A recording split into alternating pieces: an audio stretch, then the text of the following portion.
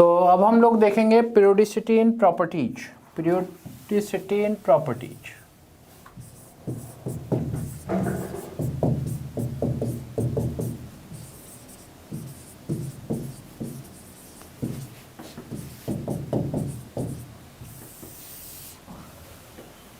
देखिए होता क्या है कि अगर हम लेफ्ट टू राइट जा रहे हैं अलोंग द पीरियड तो कुछ और ट्रेंड आता है, डाउन द ग्रुप कुछ और ट्रेंड आता है। कोई भी ट्रेंड अलोंग द पीरियड अगर हम कहते हैं इलेक्ट्रोनेगेटिविटी इंक्रीजेज तो डाउन द ग्रुप डिक्रीज करेगी, मतलब अपोजिट हो जाता है। अलोंग द पीरियड कुछ होगा, डाउन द ग्रुप कुछ और होगा, उसका अपोजिट होगा। तो अब क्वेश्चन ये उठता है कि ये डिपेंड किस पे कर रहा है, डिपेंड किस पे कर रहा है। अलोंग द पीरियड अगर हम बढ़े, अलोंग द पीरियड बढ़े, जरा देख लेते हैं इसमें। ये अलोंग द पीरियड अगर हम बढ़े, ये आ गया,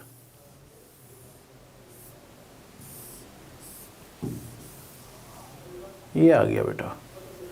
ये अलोंग द पीरियड अगर हम बढ़े तो कोई भी अगर करेक्टर डिक्रीज हो रहा है तो इधर जाकर इंक्रीज होगा। ये डिपेंड किस पे कर रहा है, डिपेंड किस पे कर रहा है? क्या न्यूक्लियर चार्ज पे कर रहा है?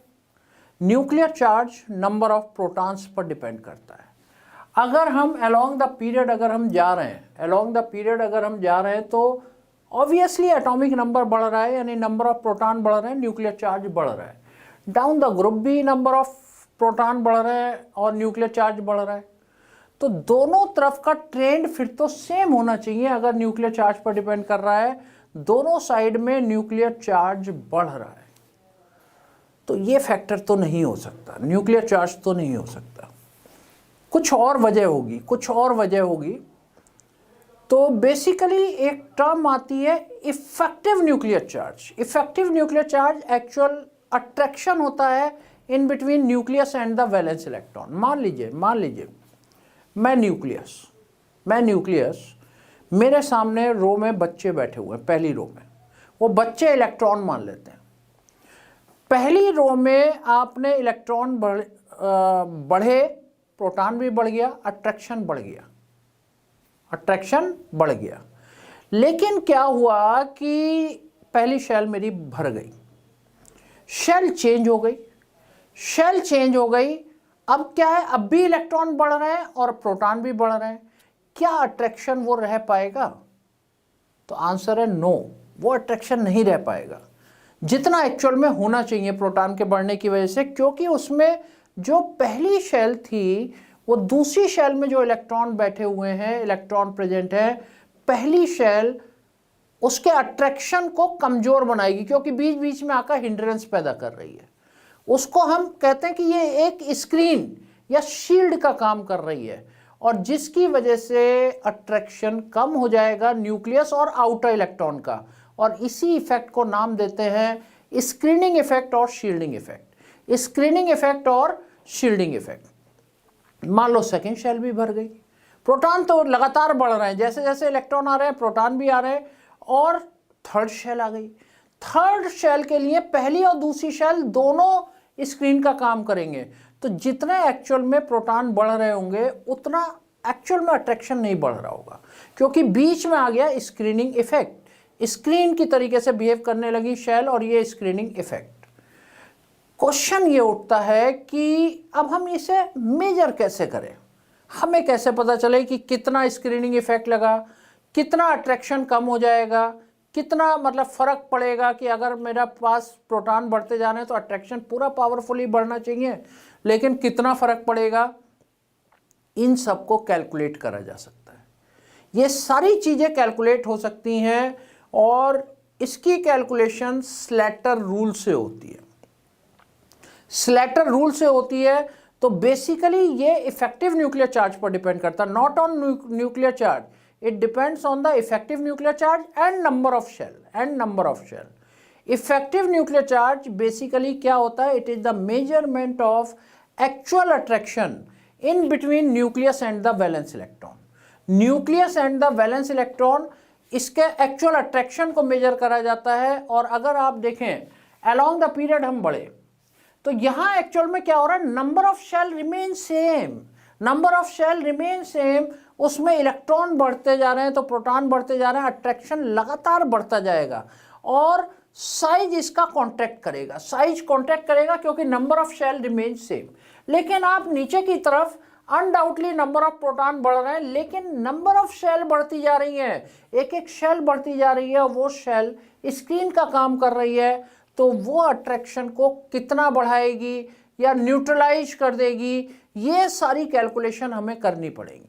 तो अगर न्यूट्रलाइज कर देगी तो इफेक्टिव न्यूक्लियर चार्ज तो नहीं बढ़ा, और इफेक्टिव न्यूक्लियर चार्ज नहीं बढ़ा लेकिन नंबर ऑफ शेल बढ़ गई, जिसकी वजह से ट्रेंड अपोजिट हो जाता है, यहाँ इफेक्टिव न्यूक्लियर चार्ज बढ़ता जाता है। तो मेन मुद्दा ये है कि कोई भी हम प्रॉपर्टी को स्टडी कर रहे हैं, सबसे पहले इफेक्टिव न्यूक्लियर चार्ज पता होना चाहिए, उसे कैलकुलेट करना आना चाहिए, जो कि एनसीईआरटी का मिसिंग पार्ट है। इसने इफेक्टिव न्यूक्लियर चार्ज की कैलकुलेशन नहीं दिखाई है, कैसे करें, क्योंकि जितने भी एक्सेप्शन बने हैं आप देखेंगे ना कि कभी गैलियम का साइज छोटा हो गया एल्युमिनियम से, गैलियम का आयनाइजेशन पोटेंशियल बढ़ गया जबकि डाउन द ग्रुप जाने पर आईपी घटता है, तो सारा कुछ इफेक्टिव न्यूक्लियर चार्ज से कैलकुलेट हो पाएगा। इफेक्टिव न्यूक्लियर चार्ज ही उसका आंसर होगा, उसी से हम हर चीज के आंसर कर पाएंगे, जितने भी एक्सेप्शनल हैं सबके आंसर उसी से कर पाएंगे।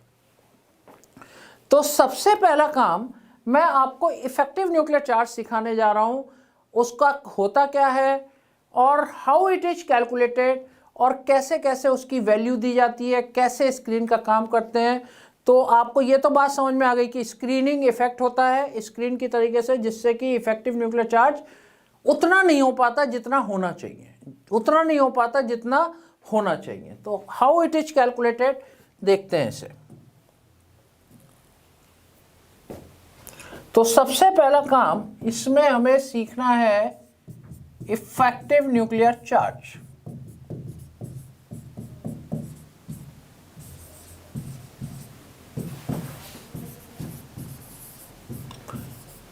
इसको जेड स्टार से, Z is the atomic number, इससे जेड स्टार से it is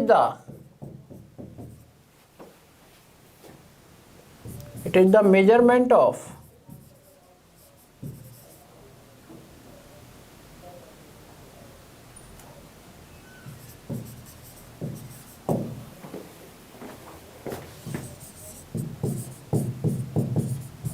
actual attraction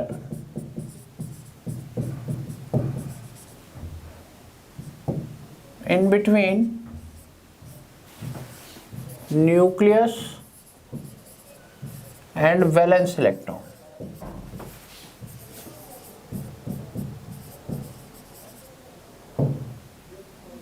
It is calculated by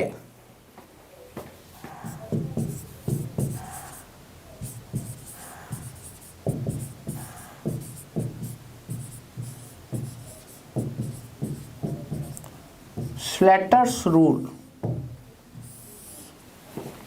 इस रूल से इसे कैलकुलेट करते हैं। According to this rule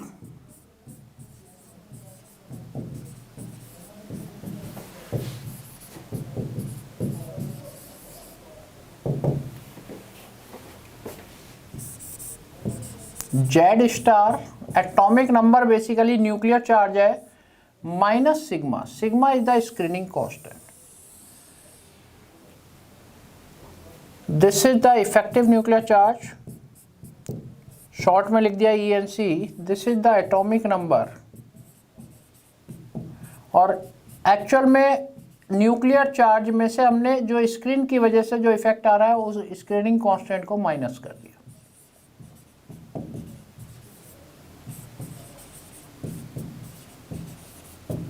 screening constant. अब क्वेश्चन ये उठता है, ये सिग्मा की वैल्यू क्या सारे इलेक्ट्रॉन एक सी लगाएंगे या कोई कम और ज़्यादा?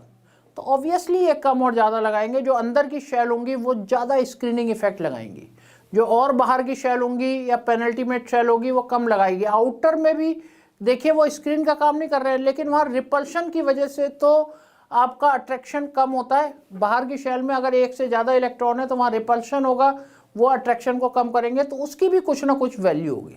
स्लेटर ने हर चीज़ को कंसीडर करा है। अब सपोज करिए आपके पास मैं एक एग्जाम्पल ले रहा हूँ, अभी सिग्मा की बात करते हैं, सिग्मा की वैल्यूज की बात करते हैं और फिर इसको कैलकुलेट करना सीखते हैं, देखिए है क्या कि मान लो मेरे पास मैग्नीशियम होता, मैग्नीशियम H282, इसको हमेशा इस फॉर्म में लिखना, 1s2 2s2 की फॉर्म में नहीं, पहली शेल में कितने इलेक्ट्रॉन, दूसरी शेल में कितने इलेक्ट्रॉन, तीसरी शेल में कितने इलेक्ट्रॉन, 12 होता, 282 होता, ये न्यूक्लियस है, first shell, second shell, third shell. अब देखिए इसके इलेक्ट्रॉन अगर मैं दिखाऊं तो पहली शेल में 2 इलेक्ट्रॉन, 1 2 3,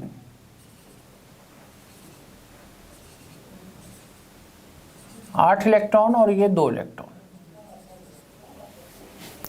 बेसिकली आउटर इलेक्ट्रॉन पर हम अट्रैक्शन कैलकुलेट कर रहे हैं। किसी एक आउटर इलेक्ट्रॉन को टेस्ट इलेक्ट्रॉन की तरीके से कंसीडर करना होगा, उसी पर अट्रैक्शन कैलकुलेट करना, उस इलेक्ट्रॉन को सिग्मा में भी काउंट नहीं करना है। तो एक electron consider as a test electron. अब इसको आपको किसी भी सिग्मा वैल्यू में काउंट नहीं करना है, test electron.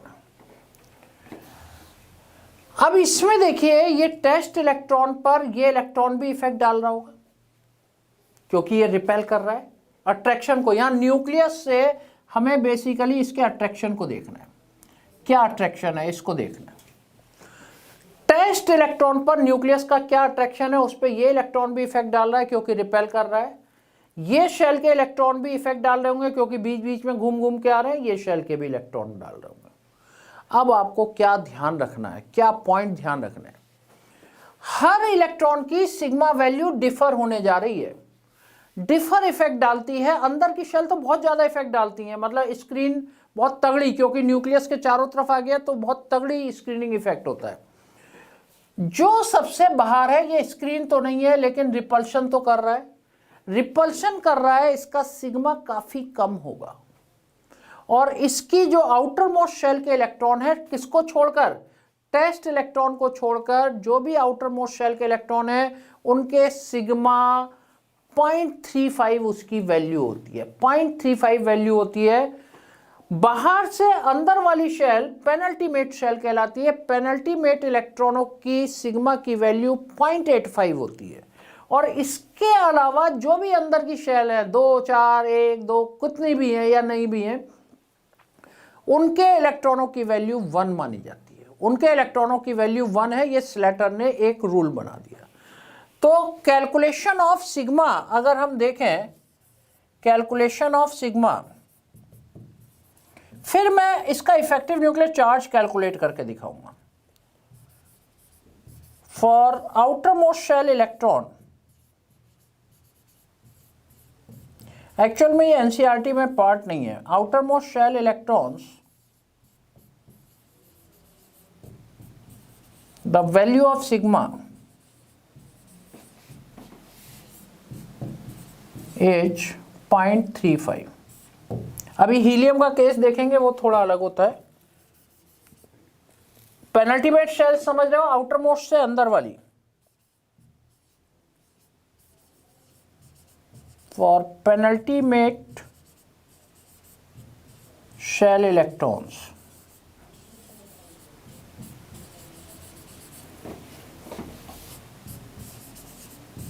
the value of sigma is 0.85 and for other electrons, इसके अलावा कुछ भी है अंदर के जितने भी है, for other electrons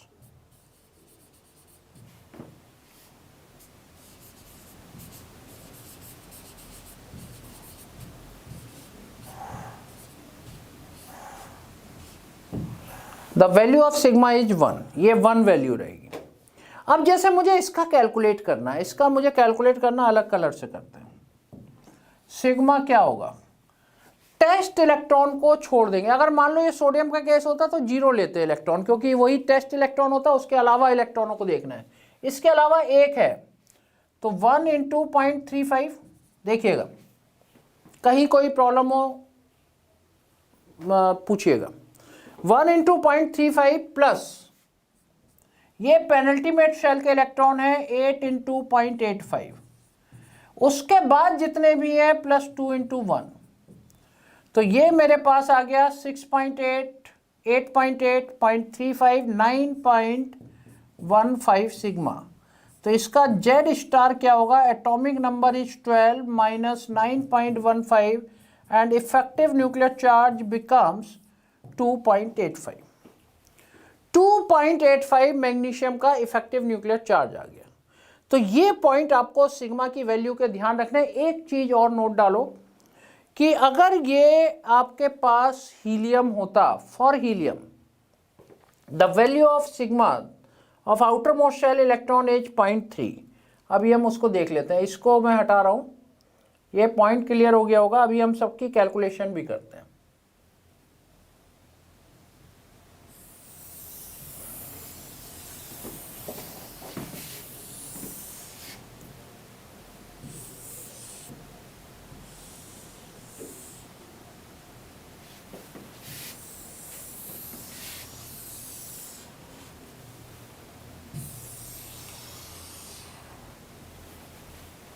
देखें, ये इंपॉर्टेंट पॉइंट है। In case of helium the value of sigma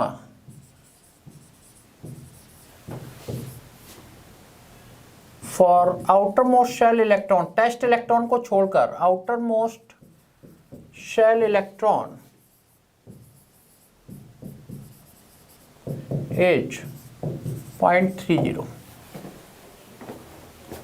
helium is 2, Z star is 2 minus 0.3, that is 1.7, 2 minus 0.3 that is 1.7। तो ये हो गया हमारा हीलियम का केस। हीलियम के केस में ये याद रखना है, बाकी 0.35 होती है आउटर मोस्ट शेल इलेक्ट्रॉन की। अब क्वेश्चन वाइज करते हैं और आपको along the period and down the group मैं दोनों बातें बता रहा हूं। अगर मान लो मुझसे कैलकुलेट करने को आ जाए सोडियम मैग्नीशियम, जो हम कैलकुलेट कर चुके हैं उसे हम दोबारा नहीं लिखेंगे, उसकी वैल्यू लिख देंगे। Calculate the effective nuclear charge of sodium magnesium aluminium. अब अगर नंबर ऑफ शेल सेम है और इफेक्टिव न्यूक्लियर चार्ज बढ़ रहा है तो अट्रैक्शन बढ़ेगा, इसीलिए साइज छोटा हो जाता है। अलोंग द पीरियड बढ़ते हैं तो उसका साइज छोटा होता है। देखते हैं जरा, कैलकुलेट द इफेक्टिव न्यूक्लियर